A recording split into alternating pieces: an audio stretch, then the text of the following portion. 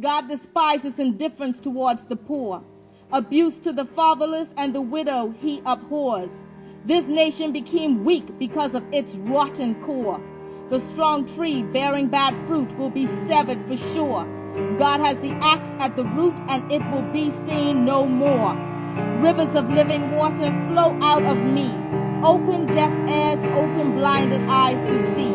To rescue my sisters from such atrocities. Though I am in a safe house, it could have been me. Can you, every woman in here, just put your hand on your chest and say, repeat after me. Though I am in a safe house, it could have been me.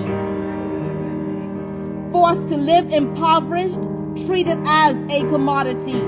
How can we turn our backs as though it's not happening? For years there's been smoke, alerting there was fire, set aflame from the evil of man's wicked desires.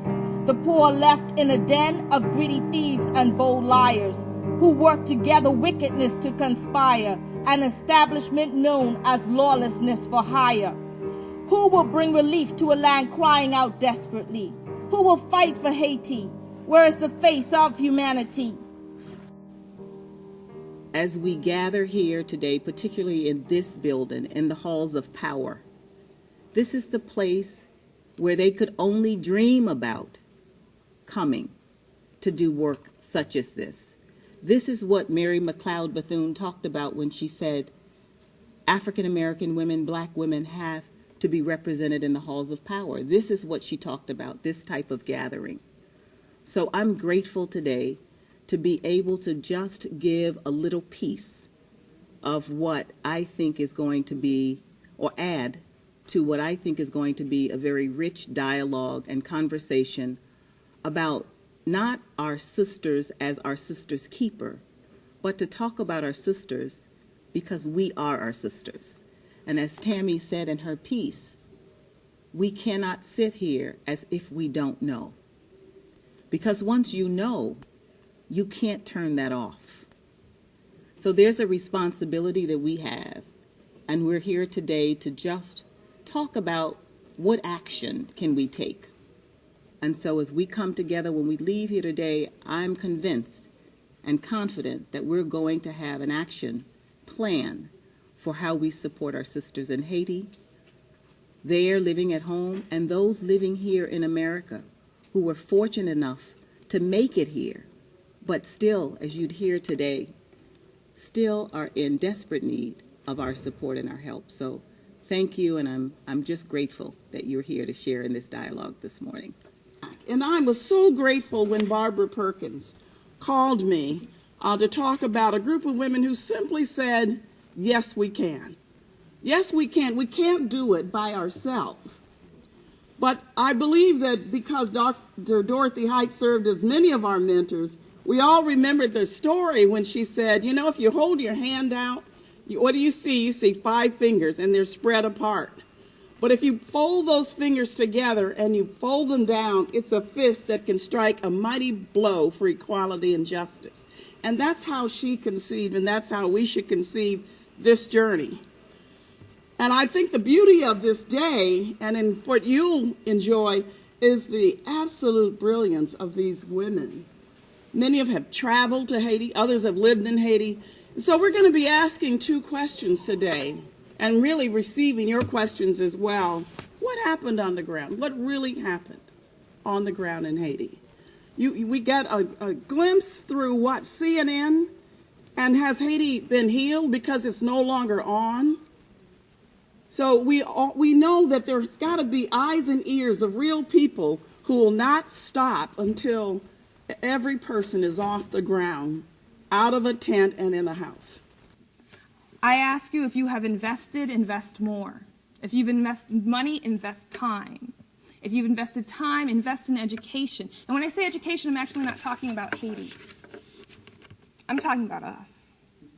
We need to understand. We need to be educated. This did not happen in a bubble. This earthquake was awful, off the charts. The biggest thing to happen in the Western Hemisphere in 200 years, natural disaster-wise. And yet it was made worse because of policies made in these buildings. It was made worse because of policies that we allowed to happen. I don't want Aramie to come and tell terrible stories about women being raped in camps. They're true. But I don't want her to come here and just tell the stories for story's sake. We've got to see the broader picture. We've got to understand that as we go about, especially this week, the CBC week, and we're at dinner on Saturday, Aramie's members probably be dealing with rain and mud under garbage bags. Thank you. Thank you. Then we saw that devastating earthquake that happened. And Anderson Cooper ran around in his very fitted T-shirts, and Dr. Sanjay Gupta and everybody being so shocked till they talk, but it is so poor. It has no infrastructure. These people have nothing. They gave us no context as to why that was the case. Haiti has been impoverished. Haiti, France extracted reparations from Haiti until after World War II for the loss of their slave labor, if you would believe this, and for the cost of the war. Haitians had to pay France reparations because they lost their slave labor. How many of us in this room have gotten reparations for anything? Haiti has been impoverished. So when we see the rubble that has become Port-au-Prince, when we see women scratching out, eking out a living. When I was there, I just couldn't believe it. Poverty that makes no sense so close to Florida. It'll break your heart. It really would. And you know the price paid by the women and the children for the freedom that we all have. Yeah, we owe a debt to Haiti. So I thank you for the opportunity to share this message with you, to let you know about the petition. We have copies here. They're asking for international support for organizations, for individuals, women and men, to sign it. Because at the end of the day, we want to do what's right. I just want to... Moi-même, c'est une femme qui était victime pendant l'époque dictateur militaire en 92. I was a victim of sexual assault during the military dictatorship between 1991 and 1994. Can I just speak up? The mic is actually not working. You need to speak up. Oh, faut nous parler parce que le micro pas marcher. Ah, ok. Et dans moment ça, c'est un bagage qui était, je capable dire que triste pour moi parce que même mari m'était arrivé bastonné et puis après il était venu mourir. And this was a very difficult time for me, a very sad time for me, because even my husband was beaten and died shortly thereafter. Et nous t'es venu rencontrer en 93 avec collègue moi Malia. I met Malia in 1993, my colleague. Côté nous te mettait tête nous ensemble avec un pile l'autre groupe femmes qui étaient victimes même ça ensemble avec nous. And we put our heads together with many other women who were victims to address how we're going to move forward. Dans l'idée pour nous te toujours chercher justice. In the idea that we were going to search for justice. M'kwe tout haïtien, tout en pile moun connaît. En Haïti, c'est pas un bagage qui trop facile pour femme jeune justice. Oui. Et c'est dans raison ça nous même nous te mettre tête nous ensemble pour nous te capable chercher justice. Mais nous pas jamais arrivé jeune justice. En 2004, après aller président Aristide, nous gardons nous ouais toujours gen pile femme qui continue à victime, femme victime au jour le jour en Haïti. Nous OK. In Haiti, the search for justice is very difficult, to say the least. And when we put our heads together, particularly after the coup of former Haitian President Aristide in 2004, we saw that it was very difficult for women to find justice against sexual assault and gender-based violence.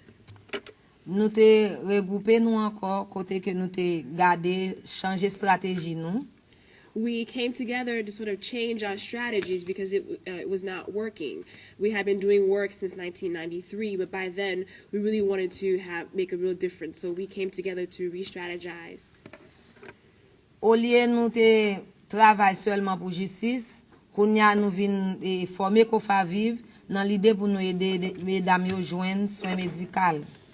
So not only did we continue to fight for justice, but we also did our best to make sure that women had medical treatment and were supported medically. Et dans l'idée encore pour nous bataille plus bien parce que gon proverbe qui dit on seul doit pas manger kalalou mais en pile chay balou. C'est dans l'idée ça nous mettait qu'on fa vivre sous pied pour nous capable lutter pour droit femme en Haïti.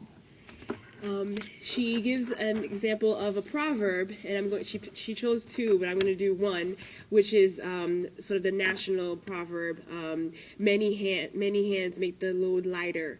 And so it's in this spirit that we decided to not only fight for justice, but to support women in their causes.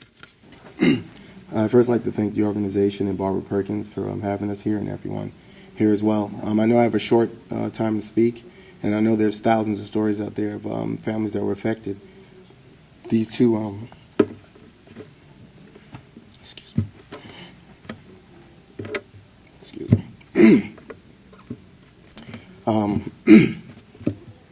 We have an immediate cousin that was actually affected, and during the actual earthquake and after it happened, she's 34 years old. Her name is Magali, and she was actually with her sons in Haiti. Their homes were destroyed. They were actually living in a tent. Before they were living in a tent, they were living on the street. We were able to contact a few friends by way of Facebook to find them, and once we were able to find them, we were able to get them shelter and a tent and food as resources. They didn't receive any resources from the government or anything at all. Through the graces of God, they had applied for a visa close to about 2 or 3 years ago, and the visa was recently granted. She has been accepted to come into the country actually about a month now, but her resources are still limited. She still doesn't have a place to live. She still doesn't have food and kind of the resources to be able to help them out. I live here in Washington, and when we heard about the earthquake, we immediately started to look for them.